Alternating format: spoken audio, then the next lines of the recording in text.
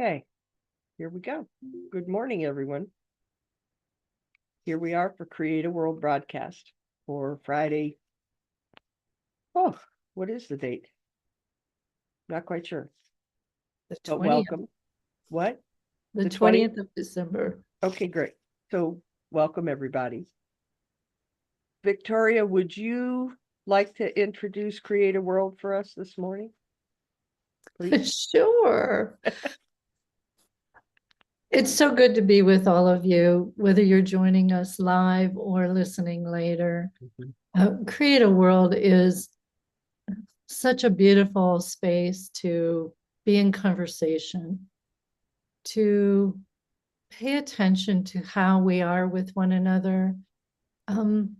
Like we're just hanging out at the kitchen table, and how conversation comes alive in different threads. It may be something that we're opening up into in a new way.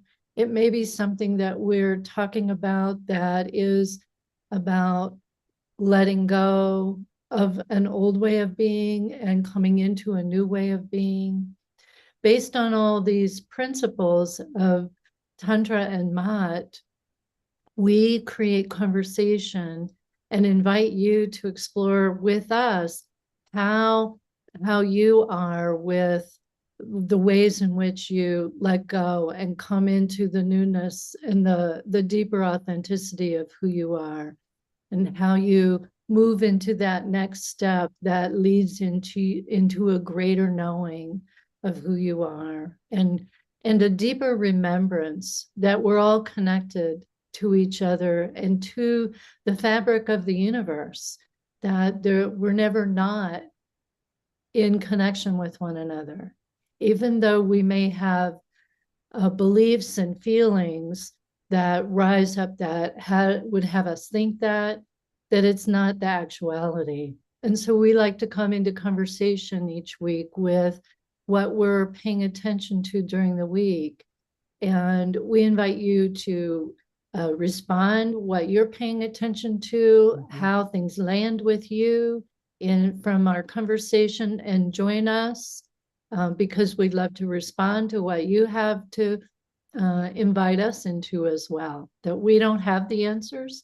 We're simply in the curiosity and a deeper questioning that may build a sense of connection and resiliency.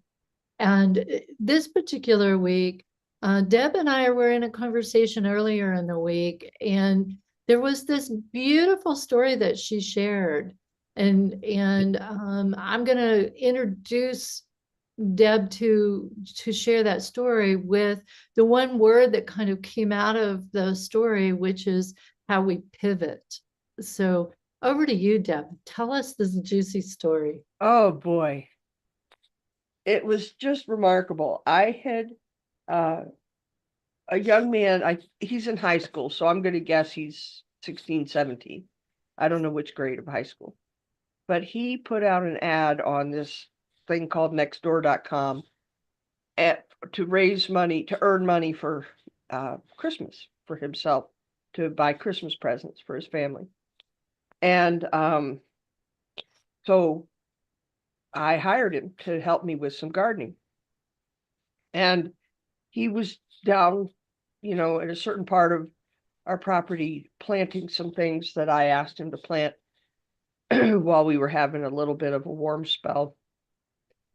All of a sudden, he was way down the street, he was pretty far down the street going after this dog.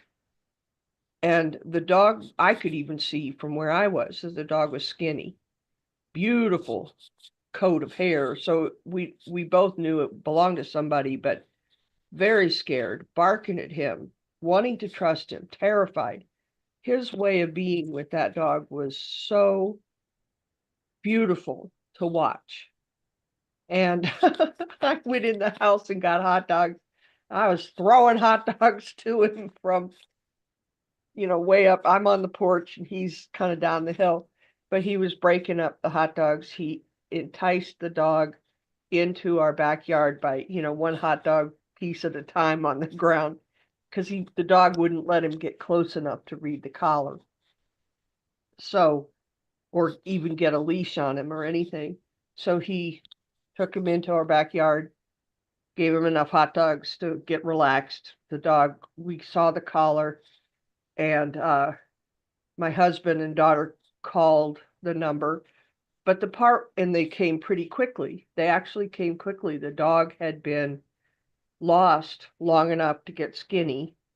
It was their beloved pet. So there was the mom and two kids. I couldn't see them, but I could hear them. And from the tones in their voices, they were just beside themselves that their dog had been found. And the whole time that we were waiting, which wasn't that long, but the young man just kept pacing, just pacing. And it was sweet to see him pacing, like to make sure this whole thing came together and the dog was okay. And then he went back to work. And I just thought, for me, that was so beautiful that he just instantly stopped on behalf of a life. And not everybody would consider a dog important enough. Because actually, there were two other people that walked past him and he asked questions. Do you know this dog? And they were just like, no, not really. And they weren't mean or rude, but you could tell the importance wasn't registering for them of care for this animal that was obviously scared and alone, And I just thought, he doesn't know me well enough to know that I wouldn't yell at him, get back to work. I hired you for this, not for going after some dog. He didn't know me well enough to know. And it was just so fluid, like a beautiful piece of choreography. And he stewarded one life, saw it through, went back to steward the life of my little plants, got them in, and it really looks lovely what he did actually. And he's never gardened before. So he's everything I'm asking him to do, it's his first time. And I found that fluidity with life to be so moving and so lovely and so nourishing for me to get to witness and be part of, because it happened on my watch.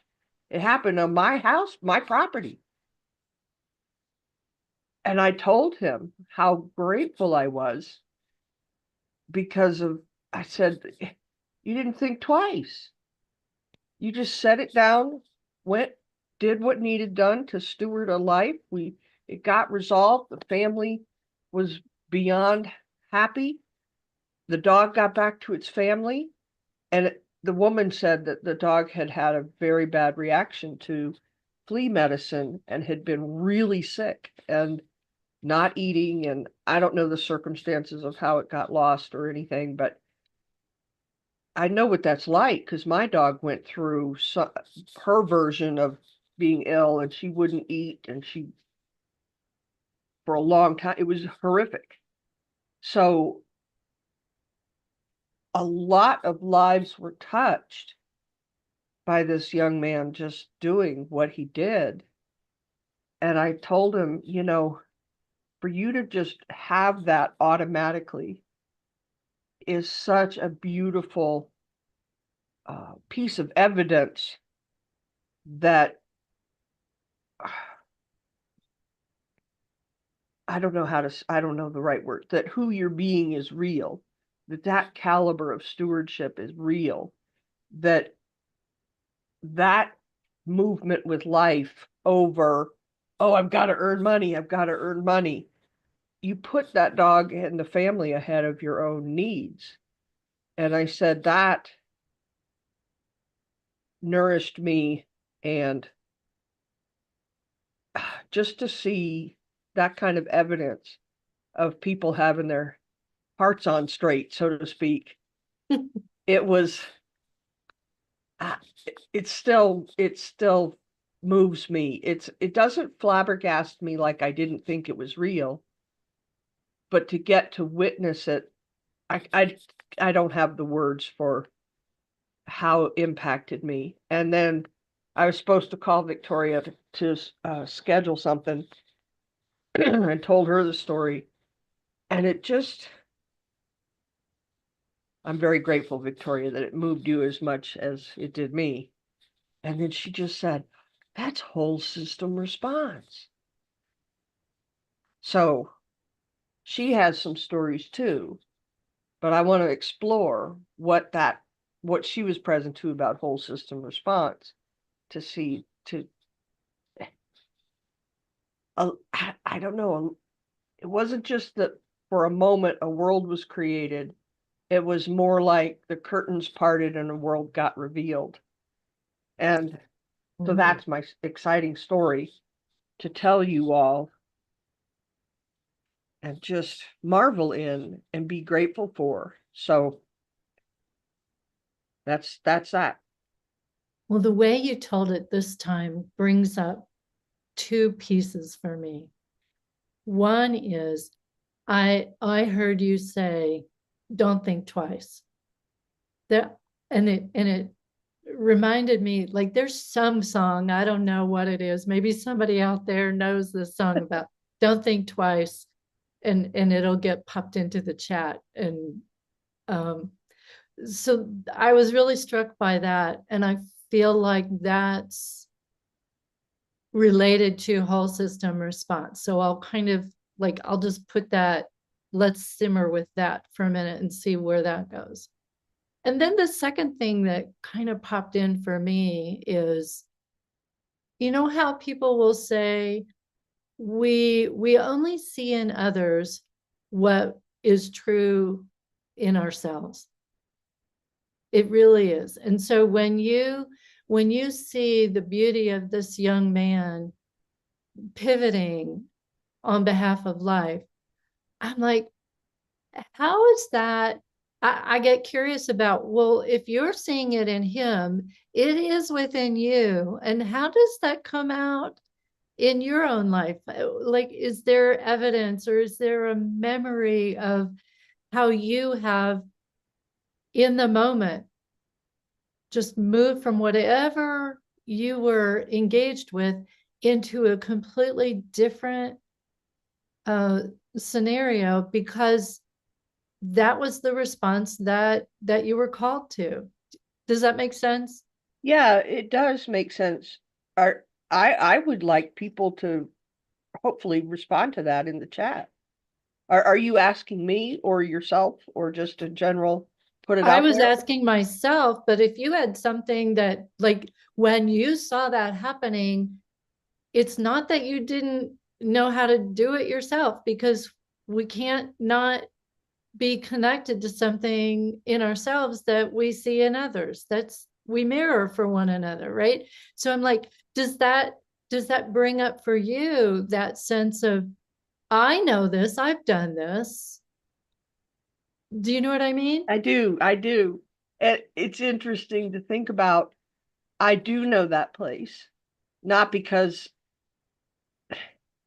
I like it felt very natural, but when I thought about it, I thought, when I was his age, I could think back and even several ages in between, I would have hesitated. Should I keep gardening? That's what I said I would do. I got to earn I was infected. I would have hesitated, I think, for just even a nanosecond, and just probably a little more than that. I probably would have uh, gone ahead and tended to the dog. Um, I would have felt anxious, but I would have done it.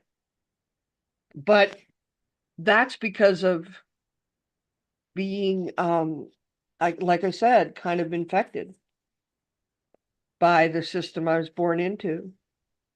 And then over time, I hear you saying over time you developed that capacity in yourself that's beyond the infected in the cultural norm of it. And so now you respond to, on behalf of life, more the natural and excuse me, innate way. And so I think that's something all of us could say, that we have developed that way of being in ourselves, that we've gotten connected to it. Yeah. And I think that's the beauty of when we see the pure innateness in a youngster.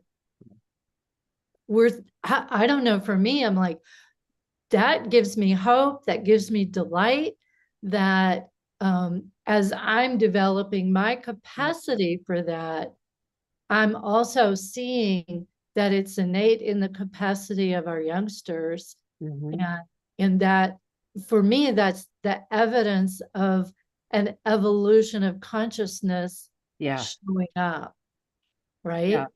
Yeah. And I got to be part of that evolution, not just because of what I said to him after the fact, but I didn't miss that it happened on my watch while he was working for me. And I'm a product of my association with you, with the field of Tantra Mat, with so many others. And that is a really good way to describe it.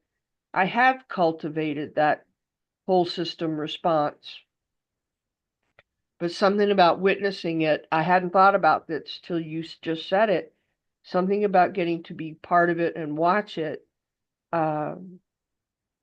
further displaced any tendency or anxiety about responding from the system I was born into, the conditioning and the imprints of the system I was born into.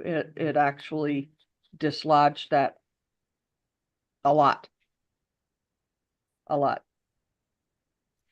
Wow. And gave me hope too. Look at what's rising. Exactly. I'm like feeling it. And the word that came up for me as you were saying that is that old way that the culture had you caught up, is just disentangling. Yeah. Yeah. Yeah. And that we all are in the experience of this disentanglement in some way or another. And when we see someone who's not entangled from the get-go, I mean, that's just the pure magic of knowing we all have access to this. Yeah. Yeah. And what's coming up as you're talking is when you said the word disentangling, I realized that the purity of his response, and I'm telling you, if we hadn't been able to find the owners, I probably would have ended up with another dog. That dog, I wouldn't have been able to take it to a shelter, I don't think. But the purity of his response, let's see how to say this. The system we were born into is in a certain way like any other organism. It has its agenda.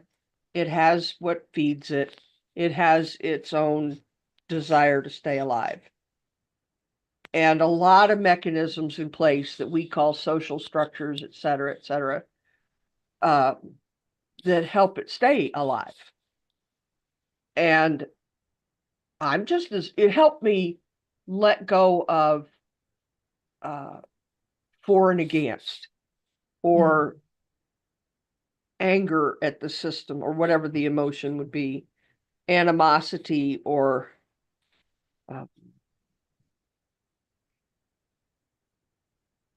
I don't know the right word, but anything that would come in the for and against, that just to be able to, I didn't even realize that until what you said, to just, okay, it's an organism that wants to stay alive as much as I do. And I get to choose how to foster more of the system that that young man displayed, excuse me, over aspects of the system I was born into.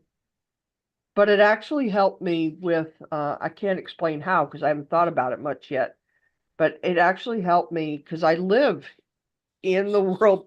It helped me more with the in the world, not of it. And I hadn't realized that till you brought it up And because for me, it's that consideration of what we talked about, that it's a pivot. So for you, there's your pivot to say, oh, I don't have to see this as a for or against moment. I can see this as magic in the moment. And that's where I want to put my attention, yeah, is into creating a world where magic experiences are every day, yeah, right?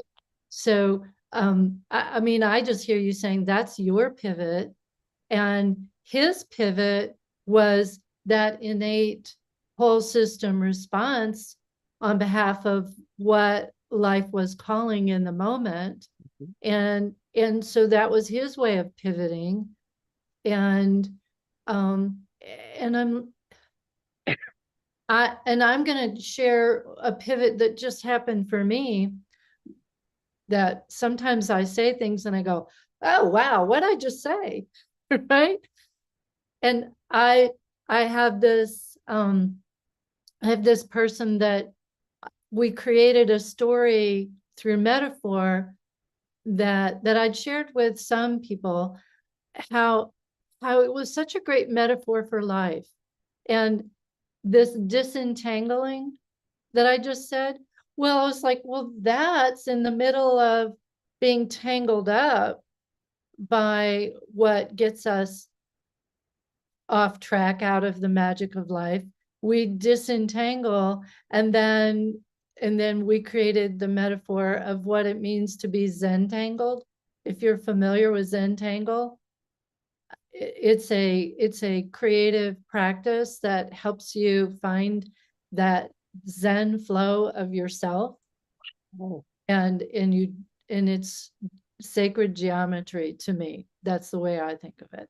So I'm like, okay, now I've added Zentangle into this metaphor story of tangled up being at the effect of life circumstances, the for or against, like you said, and then the disentangling from that old way of being, and recognizing and witnessing yourself in that moment as this young man's in this zen-tangled magical wow. experience of on behalf of life.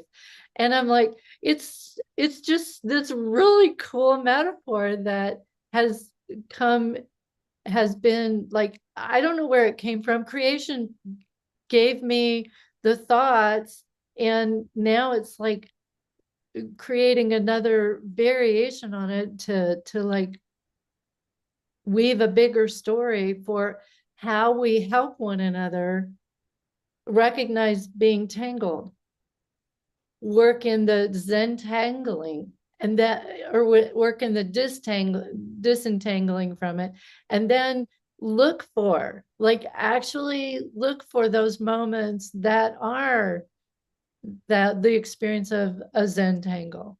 And you did that, you saw it, and then you built the story up in him for him to see who he is.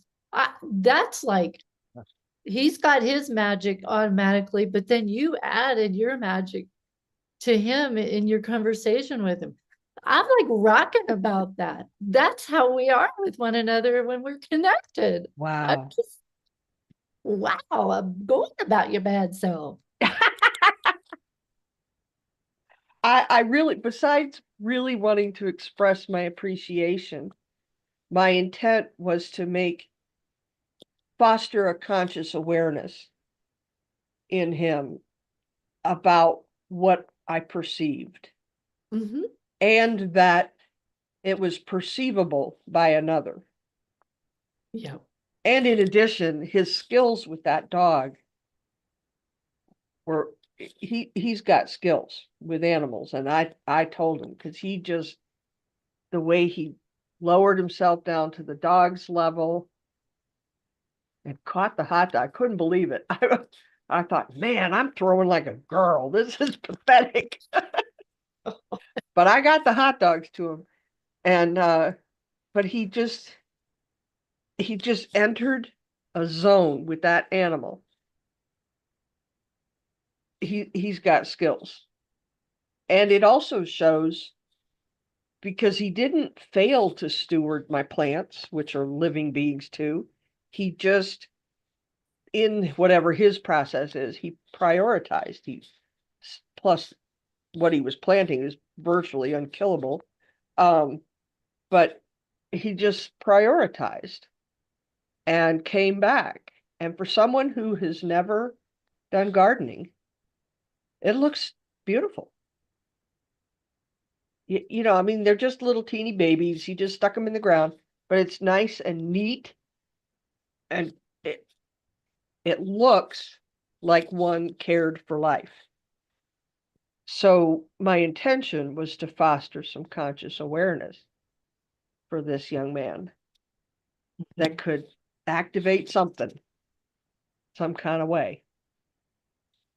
And wow. And that was your pivot on behalf of life, Mm, to to take what was what you witnessed and deepen it. yeah. And we never know. You know, I've heard lots of people say this, and I'm really starting to like hold it to be true on a different level. We never know the impact that this moment may have on him. We know that it's having an impact on you Mhm. as you're talking about it, but who knows what this may, um, what the gift may be down the road for him in this magical moment that you Mhm. two found yourselves in. And I think we can all reflect on different ways that people have touched our lives, that we felt it in the moment, but then it like had roots, if you will. Yeah. And years later, if you've been on the planet long enough, like we have, that years later you can see what that particular moment was and how it grew roots to where you are later in life. Mhm. And so we just get to be in the moment of, who knows, he planted seeds, you planted seeds. Yeah. You know, it's kind of like you've got your own little metaphor about this too. Yeah. Yeah. Yeah. And, you know, hopefully he'll come back, and I've got a few more projects I could really use some help with, but the reality is I may never see him again, or a reality is I may never see him again. And that's, so that leads me to the preciousness of each moment. Mm. And and I think that's true even in other aspects of daily life, because, you know, when you're working together, you never know when someone's going to change a job. You never know when they're going to have whatever the reason is to move. So there's lots and lots of reasons just in the course of daily life that you just don't know if you're ever going to see that person again. And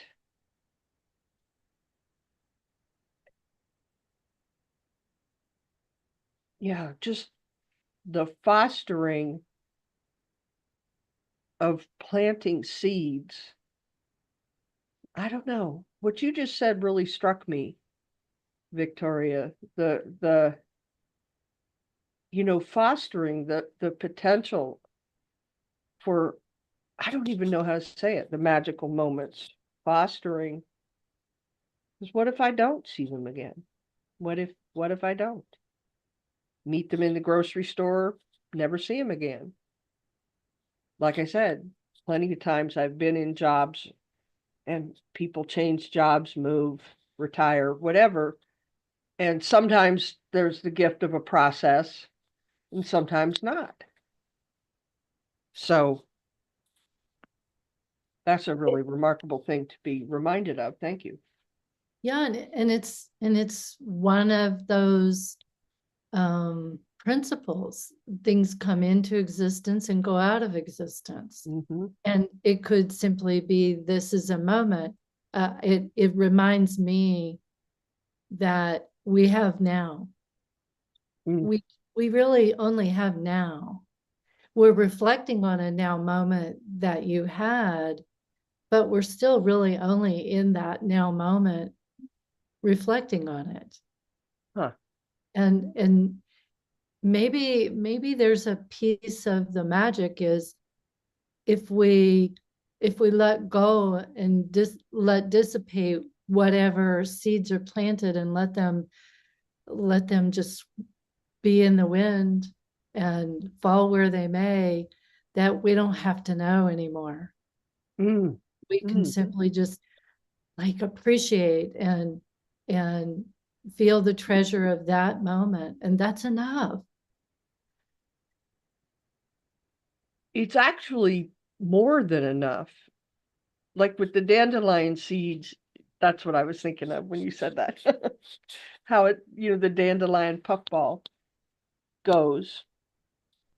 And I don't know. There's no way for me to know where all the seeds go. But given that through every human being has their shaping, what if it's a disservice for me to try to know? Oh, What if my imagination is too limited? And that, that's not a put down. That's just, what if because I haven't traveled everywhere there is to travel, seen everything there is to see, what if my imagination is too limited and I wouldn't want to necessarily know because uh, it might limit something. yeah. I'm looking at the Yeah. chat here. Yeah, I was looking in it. I was like, yeah, it's a magic moment. I love the Bob Dylan. It's all Oh right. yeah. Oh wow. and and the beauty of knowing gardening, hearing the description of something very resonant and intact in him. Yeah. Yeah. And I love how what the last one is, it's on takes a moment to create a field. Yeah. Wow. I had never thought about that. It only takes a moment to create a field. See, I mean, how many times have I said just in these few minutes, I never thought about that. So why would I want to try to see where something landed?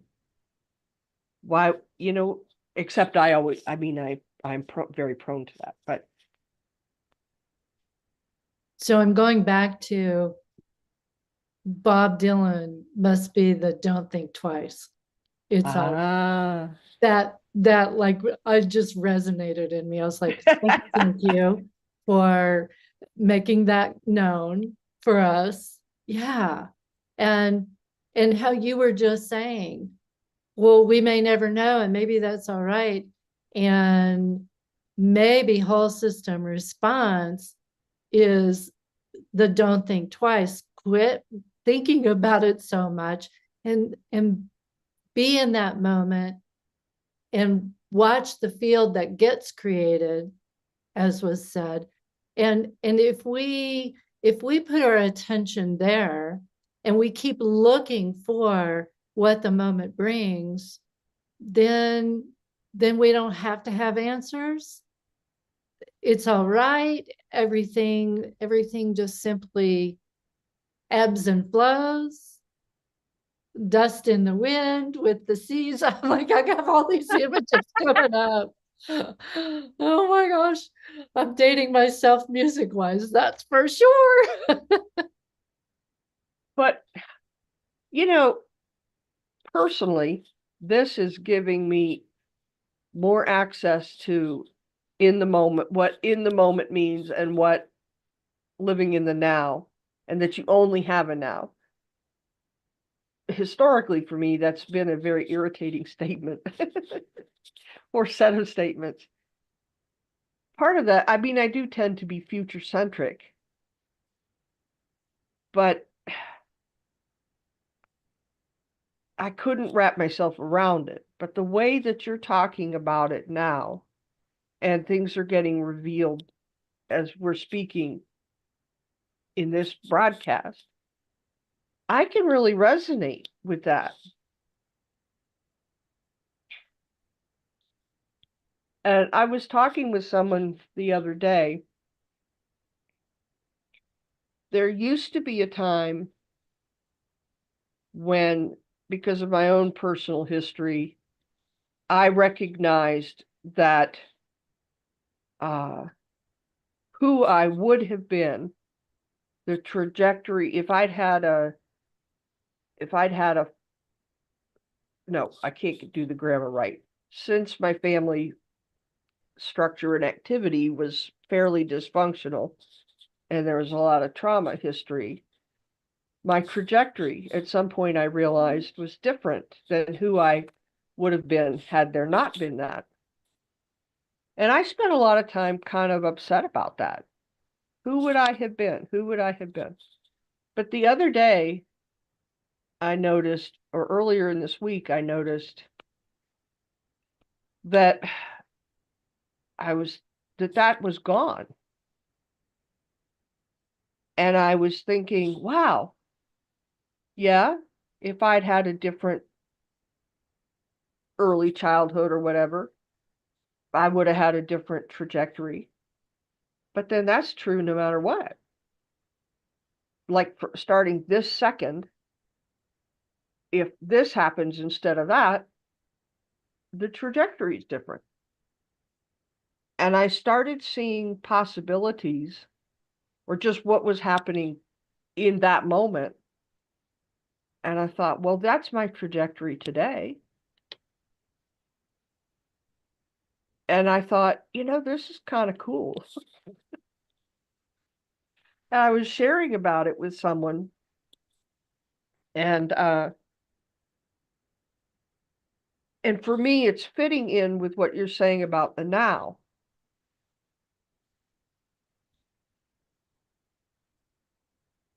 Like, just like recognizing that the system I was born into, this Western culture and the different ways it shapes people that I don't consider to be life enhancing. It has its own life, its own agenda. But how is that different from most of my choices around gardening is edible landscaping, medicinal plants, things that feed the bees and hummingbirds and whatnot. And I met someone one time whose main focus for gardening was a whole category of plants called dahlias. And my mom used to grow roses. I've got a couple of roses, but they were here when I moved in. So it's more like making friends with the neighbors than I think I have a talent for roses because I don't really. But what's the difference? What's the difference? This person really likes dahlias, and they're hard to grow, and they can be really beautiful. They're hard to grow. And mine's medicinal plants or edibles. Somebody else's is this.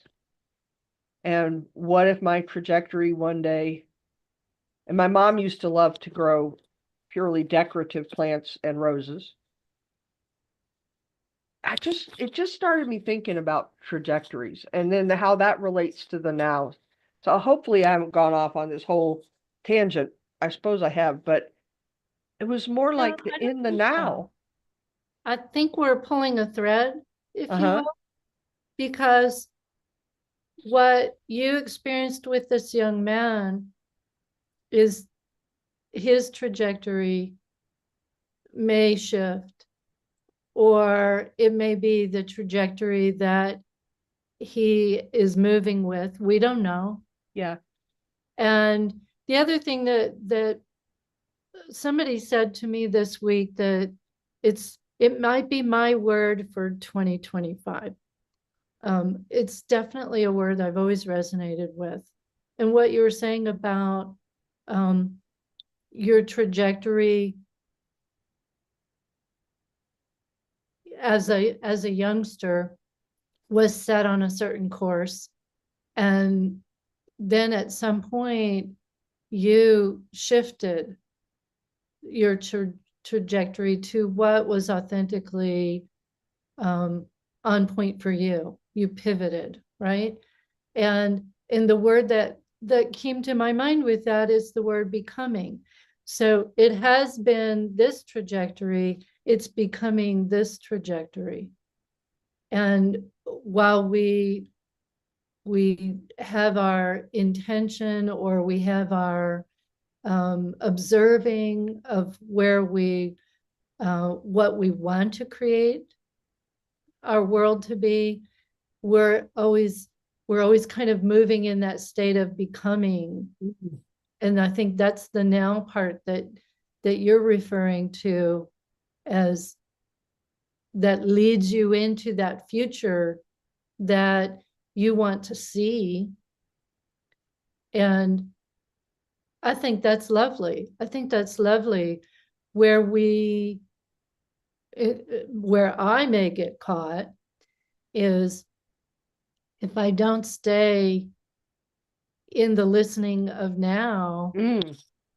I may get too far into that future version. And it's like tending the garden. I'll go back to that. It's like you have to water, you have to Mhm. do whatever fertilizing, you have to pull weeds. Those are the now moments to tend the garden into the future, becoming what it becomes, right? Mhm. That's true for us too. So Wow. it's giving my attention to the becoming. Is, do I put my mind on that, the where the magic is? What is the whole system responding to? Does that make sense? Yeah. Wow. I hadn't ever thought of it like that.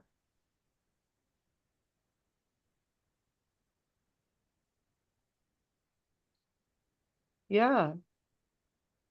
Yeah.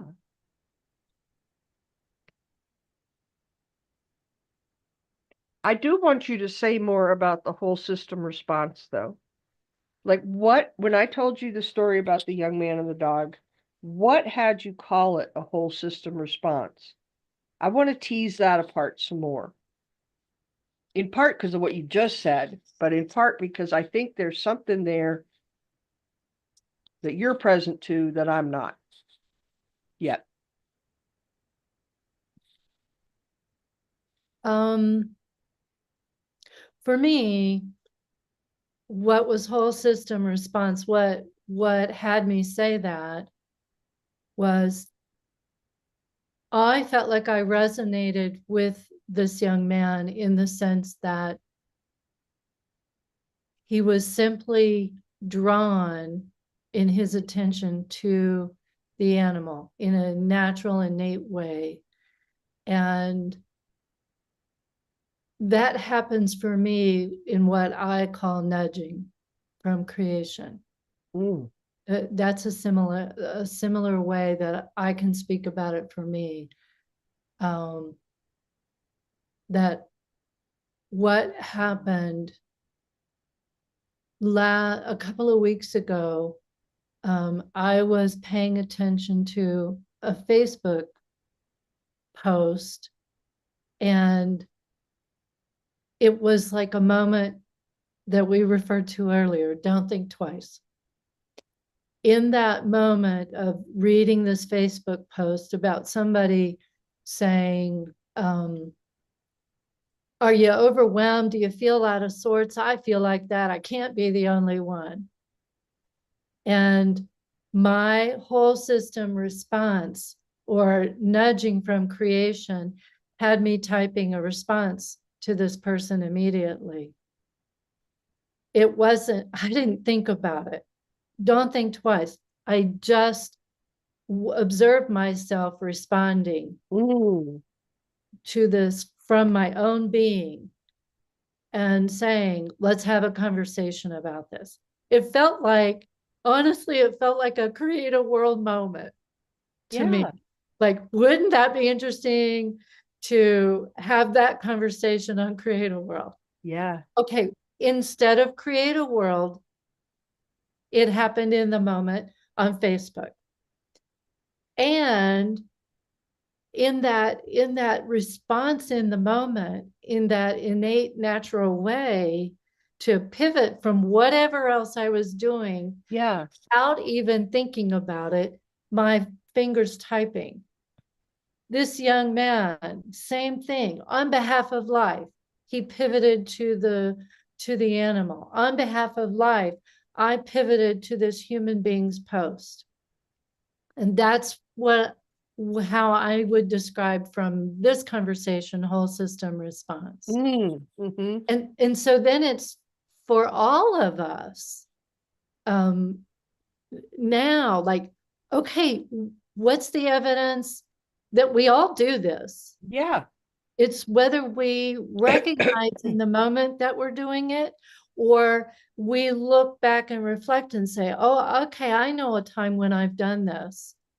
And for me, the whole system response is like feeling yourself doing it in the moment.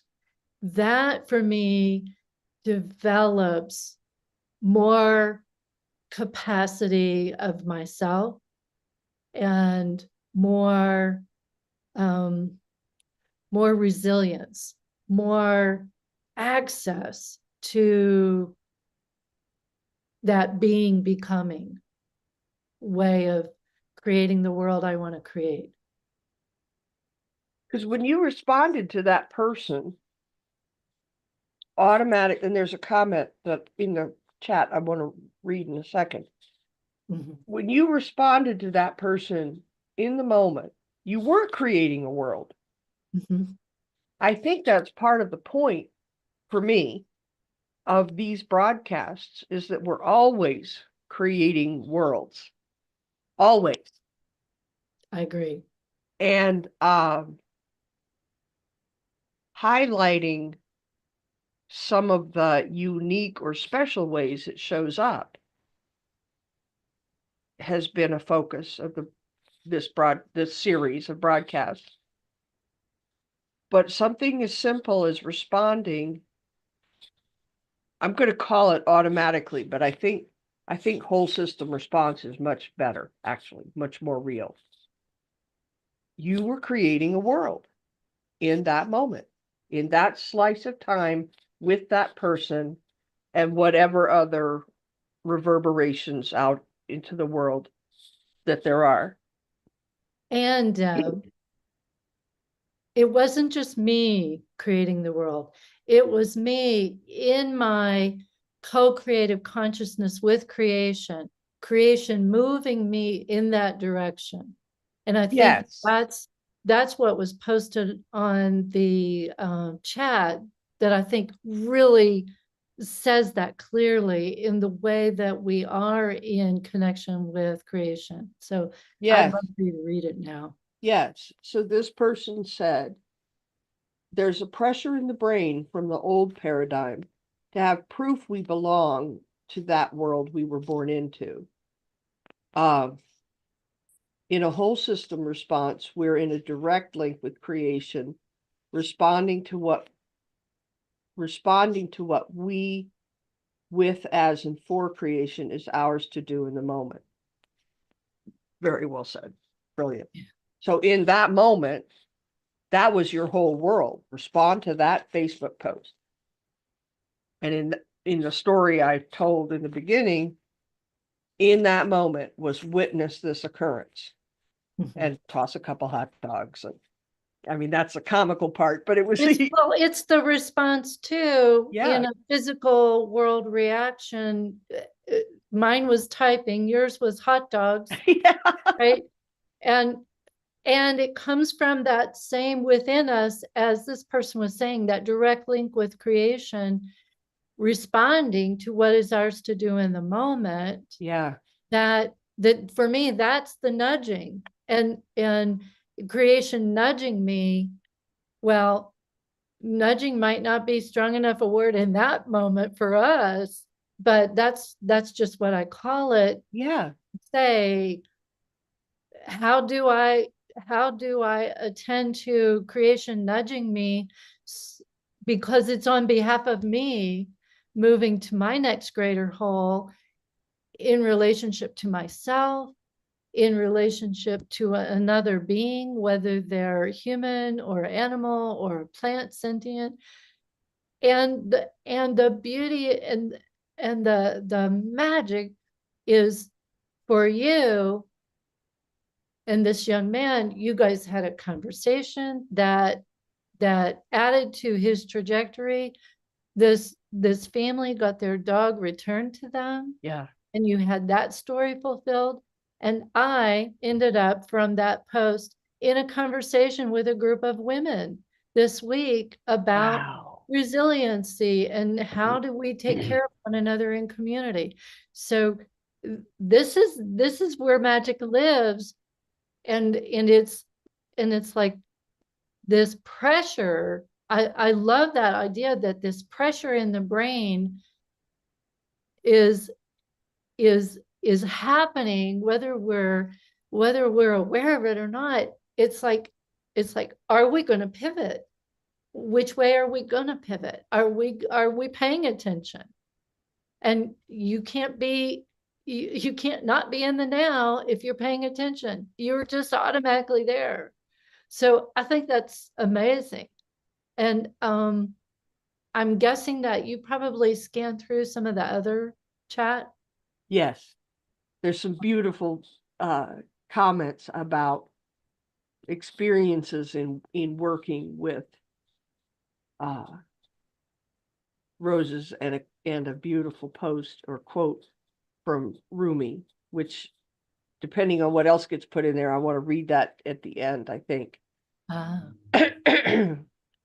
So yeah, we're in our last 8 minutes now. So right. So I want to go back to the pressure, the comment about pressure, because it had me think, I think it's accurate when I'm reflecting back,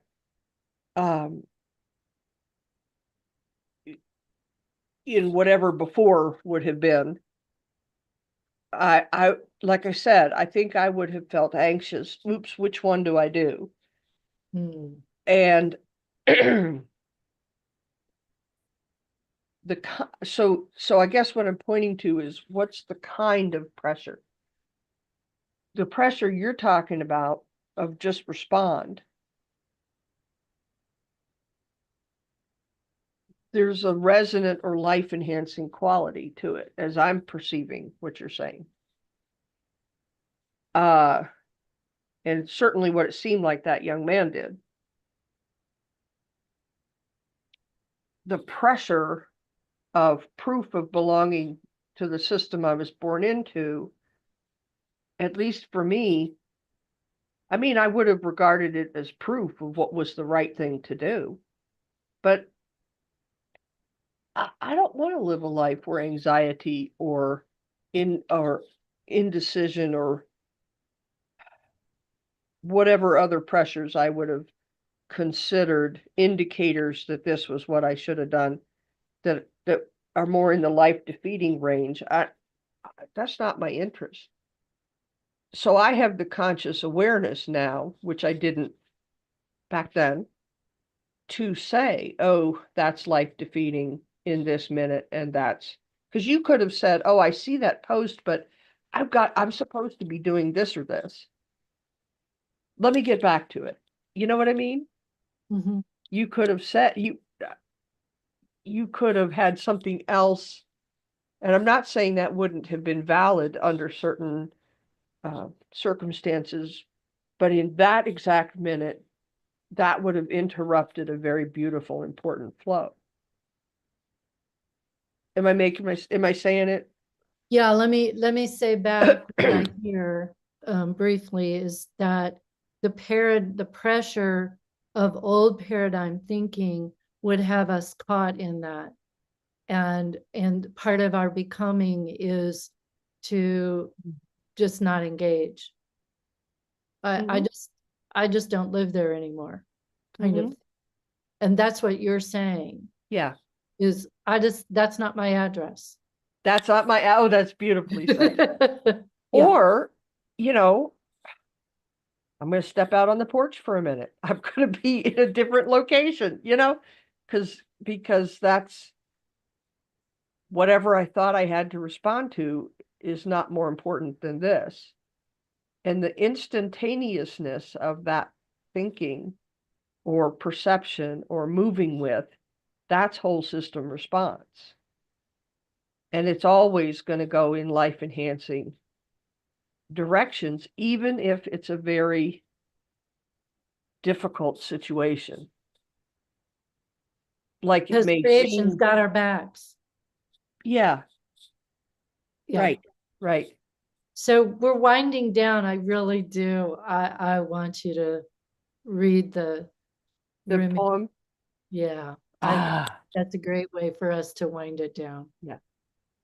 That which God said to the rose and caused it to laugh in full-blown beauty, he said to my heart and made it 100 times more beautiful. From Rumi. Ah, and then someone after that wrote becoming. Yes. Amazing.